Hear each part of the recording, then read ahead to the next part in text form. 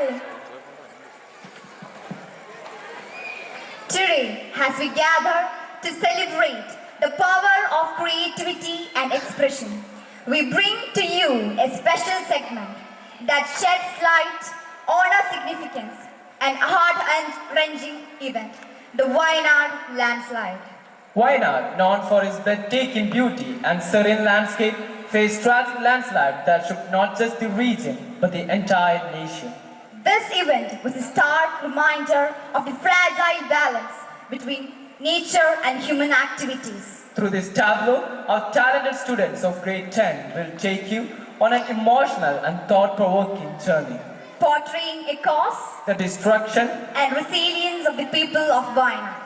Now it's time to witness the powerful presentation crafted with dedication and creativity. Let's applaud them as they bring the story of Wayanad landslide to life on stage. കേരളത്തിന്റെ വടക്കൻ മലനിരകളെ അലങ്കരിക്കുന്ന പച്ചപ്പുകളുടെ പീഠഭൂമി, സഞ്ചാരികൾക്കെന്നും പുതുമ നിറഞ്ഞ കാഴ്ചകൾ സമ്മാനിക്കുന്ന സുന്ദരയിടം വയനാട്. വയലും കാടും മലകളും ചേരുന്ന നിഷ്കളങ്ക മനുഷ്യരുള്ള ഇടം. ചെറുതും വലുതുമായ നൂൽമഴയും കോടമഞ്ഞും പെയ്തിറങ്ങുന്ന ഈ ഹരിതഭൂവിലേക്ക് ഒരു രാവ് തീർന്നപ്പോൾ കേരളം കണ്ടത് 1000 സ്വപ്നങ്ങളുടെ തകർച്ചയാണ്. നിസ്സഹായരുടെ നിലവിളികളാണ്. ജീവച്ഛവമായ ശരീരങ്ങളാണ്. അതെ, കേരളത്തിന്റെ ഒരു പ്രഭാതം വിടർന്നത് ചരിത്രത്തിൽ തന്നെ ഏറ്റവും അധികം നാശമുണ്ടാക്കിയ ഉരുൾപൊട്ടലിന് മുൻപിലാണ്. ഉരുൾ കവർന്നെടുത്ത ഒട്ടേറെ ജീവനുകൾ, ഒറ്റ രാത്രി കൊണ്ട് ഇല്ലാതായൊരു ജനവാസ മേഖലയുടെ ശൂന്യത, പിഴുതെറിയപ്പെട്ട എത്രയോ കുടുംബങ്ങൾ. അവയ്ക്ക് മുൻപിൽ തോരാത്ത കണ്ണീരോടെ മൗനമണിഞ്ഞു കേരളം.